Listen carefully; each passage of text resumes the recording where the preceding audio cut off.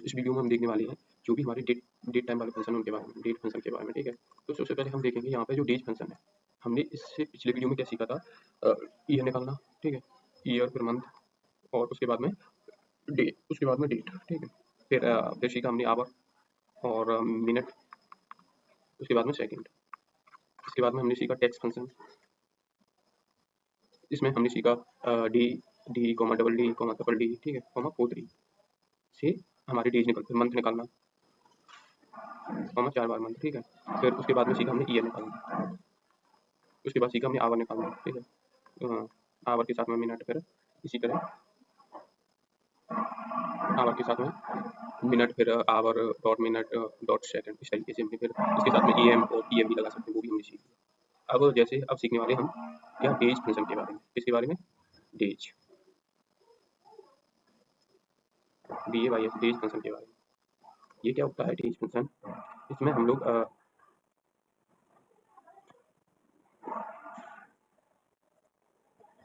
इसमें हम लोग डेज फंक्शन में क्या करते हैं, इसमें एक हमारे पास में स्टार्ट डेट होती है, एक होती है एंड डेट, उसके बीच पे हम निकालते हैं इनके बीच में डिफरेंस, ठीक है। और एक होता है हमारे पास में दूसरा होता है ईयर फ्रेंड, ईयर और FRAC, इसमें भी क्या होता है, इसमें भी दो डेट्स के बीच में डिफरेंस निकाला जाता है, लेकिन वो आपकी एज भी हो सकती है, जैसे मेरी एज है 10/10/2000, ठीक है, और मैं टुडे की एज के हिसाब से अपनी डेट ऑफ बर्थ निकालूँ तो मेरी इसमें क्या पॉइंटों में आती है, लेकिन एग्जैक्ट निकालनी है तो आपको फिर डेट डिप फंक्शन लगाना पड़ेगा। और इसके बाद हम देखने वाले हैं, जैसे कि मेरे पास में नोट्स हैं, यहाँ पे हम आ जाते हैं डेट डिप फंक्शन पर, ठीक है।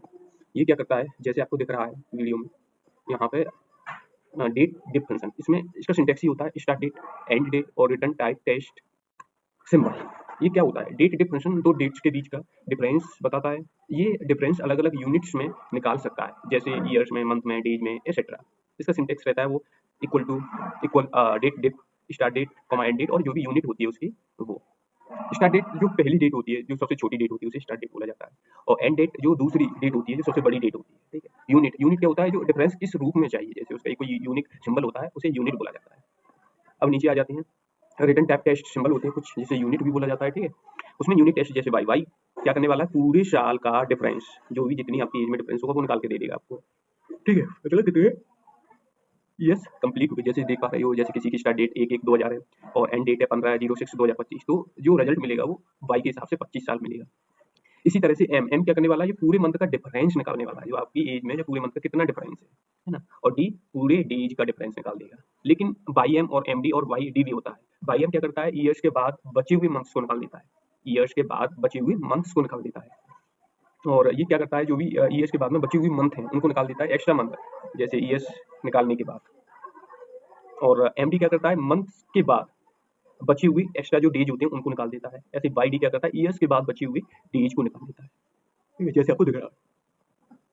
इसके बाद में रियल लाइफ यूज के बारे में बात करें, जैसे आपको एज कैलकुलेट करना हो, सर्विस और ईयर्स निकालना हो, ड्यू डेट का पहले कितने दिन बाकी हैं, या टेंडर कोई एक्सपीरियंस, लोन पीरियड एक्सेट्रा में यूज कर सकते हैं। जैसे कि आपको दिख रहा है एज कैलकुलेट एग्जांपल दिया गया है डेट ऑफ बर्थ के लिए, आपकी डेट दी गई है 1998 से 2025 तक, ठीक है।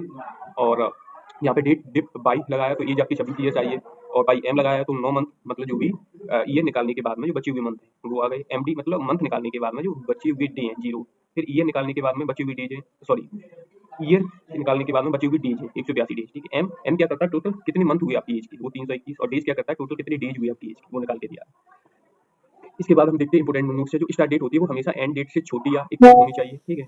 और दूसरा एज, स्टार्ट एज, और अगर स्टार्ट डेट ग्रेटर देन है एंड डेट होगा तो एरर आने के चांस बढ़ जाते हैं। Date dif function hidden function है, इसलिए एक्सेल के डेट डिप फंक्शन है वो हिडन फंक्शन है, इसीलिए एक्सेल के फॉर्मूला लिस्ट में डायरेक्ट नहीं दिखता है, लेकिन काम करता है, ठीक है।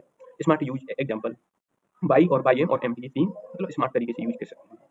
जो इसके लिए एक टिप भी है, जैसे बाई के बाद बाई एम और एम डी यूज करने से एग्जैक्ट एज निकल जाती है, ईयर मंथ डेज में, ठीक है। सिर्फ बाई से सिर्फ आप कंप्लीट ईयर्स मिलती है। तो ये हमारे डेट डिफरेंस वाले फंक्शन थे, और इन्हें अगर हम प्रैक्टिकल तरीके से भी इसी तरीके से करके देख सकते हैं। तो मुझे उम्मीद है ये वीडियो आपको अच्छा लगा होगा, समझ में आया।